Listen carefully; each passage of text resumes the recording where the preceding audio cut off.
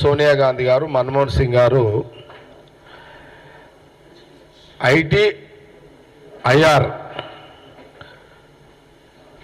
ITIR ఇక్కడ హైదరాబాదులో ఇక్కడ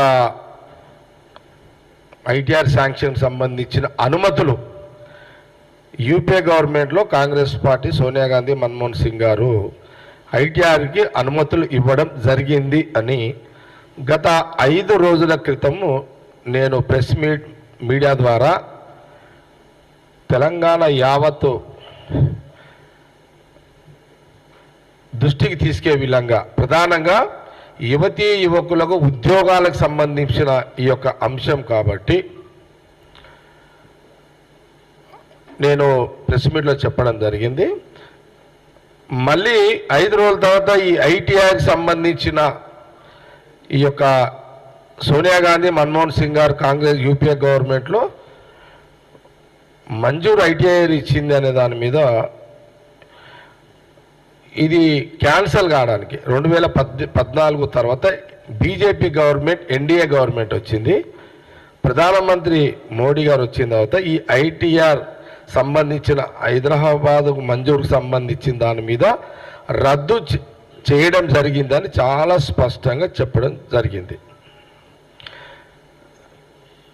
ఇది వాస్తవం కాబట్టి ఇది ఏదో ప్రెస్ మీట్లో అవగాహన లేక చెప్పింది కాదు, అనాలోచితంగా మాట్లాడింది కాదు. ఇవన్నీ డాటా ఇన్ఫర్మేషన్ తీసుకొని నేను మాట్లాడిన. దీనికి సంబంధించి నేను మా గాంధీ భవన్ సంబంధించిన పిఆర్ఓ హరి ఇన్ఫర్మేషన్ టోటల్గా ఇన్ఫర్మేషన్ తీసుకొని నేను దీని మీద పూర్తి అవగాహనతోటే ప్రెస్ మీట్లో చెప్పడం జరిగింది. ఇది విమర్శ కాదు. నేనేమంటున్నానంటే బీజేపీ బాబు జరా ఫోన్లు మాట్లాడొద్దని చెప్పేవారు.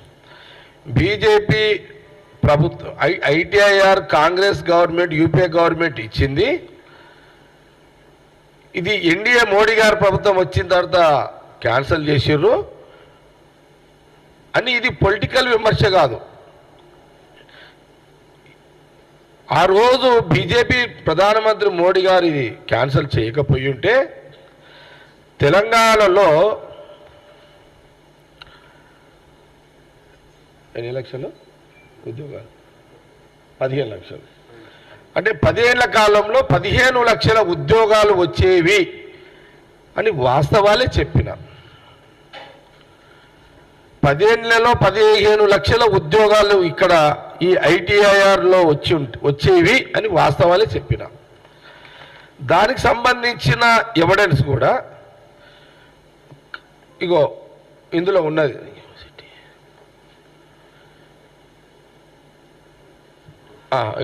Centre give city IT 2.19 lakhs course Boost. విన్నారా ఇది బాబు? ఇది వస్తుందా మీకు? జూమ్ తీసుకోండి ఇది.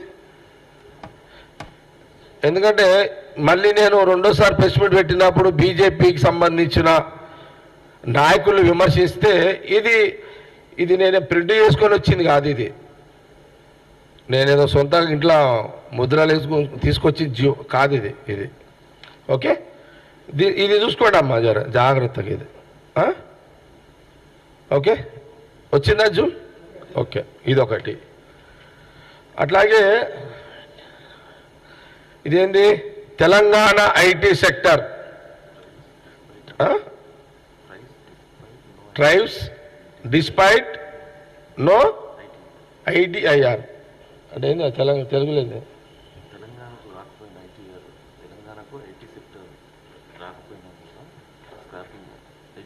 ఇది అర్థమైంది కదా? ఈ జూమ్ తీసుకోండి అమ్మా. ఓకే ఏమ్మా, ఎవరన్నా అంటే మీకు ఎవిడెన్స్ కొంత టీవీలలో ఎవరన్నా విమర్శిస్తే దీని మీద మళ్ళీ వస్తా, ఆ సబ్జెక్ట్లోకి వస్తా. ఇది ఒక ఎవిడెన్స్ని మీరు రికార్డ్ చేసుకోండి ఇది. Okay okay. తర్వాత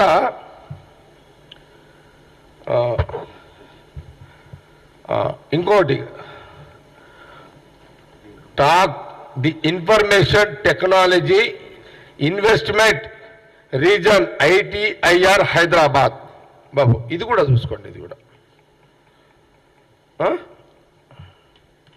ఈ 3 ఎవిడెన్స్లు ఇవి. ఐటీఐఆర్ సంబంధించిన యూపీఏ కాంగ్రెస్ గవర్నమెంట్లో సోనియా గాంధీ మన్మోహన్ సింగ్ గారు అనుమతులు ఇచ్చిన దాని మీద ఈ యొక్క లింక్ డాక్యుమెంట్, ఇది గవర్నమెంట్ డాక్యుమెంట్, ఇది ఎవిడెన్స్. ఇది ఏం బాబు తీసుకురా? ఓకే.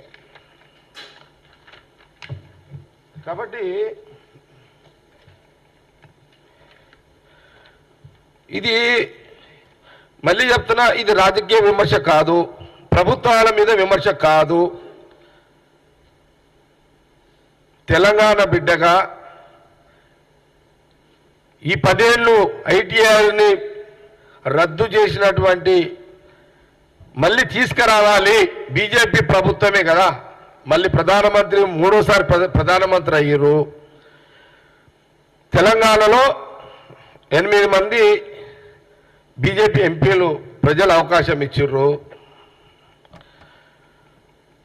అందులో 2 కేంద్ర మంత్రులు, కిషన్ రెడ్డి గారు అండ్ బండి సంజయ్ గారు. వాళ్ళు కూడా హైదరాబాదులో చూడండి, ఎంపీలు అక్కడ సికింద్రాబాద్ ఎంపీ బీజేపీ,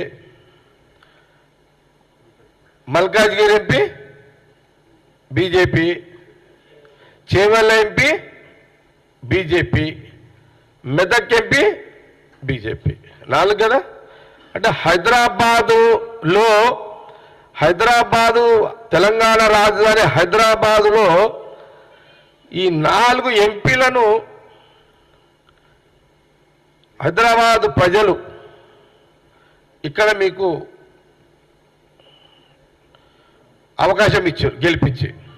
మీ బాధ్యత ఏంటంటే కాంగ్రెస్ పార్టీ నాయకుడుగా జగ్గారెడ్డి తెలంగాణ యువతీ యువకులకు ఐటీఆర్ వల్ల ఉద్యోగ అవకాశాల దాంట్లో మీకు విషయాలు తెలవాలి కాబట్టి నేను 5 రోజుల కంటే ముందు పెట్టిన ప్రెస్ మీట్ని మళ్ళీ కంటిన్యూ ఎందుకు చేస్తున్నానంటే దీని మీద ఒక బీజేపీ ఎంపీ రఘు దీని మీద ఒక కామెంట్ చేసిండు, నేను టీవీలో చూసినది. ఓకే, నేనేమంటున్నా అంటే ఇప్పుడు మీకు బాధ్యతలు ఇచ్చారు కదా. సపోజ్ మా కాంగ్రెస్ గవర్నమెంట్ మళ్ళీ సెంట్రల్ వచ్చి ఉంటే రాహుల్ గాంధీ గారు ప్రధానమంత్రి ప్రజలు చేసి ఉంటే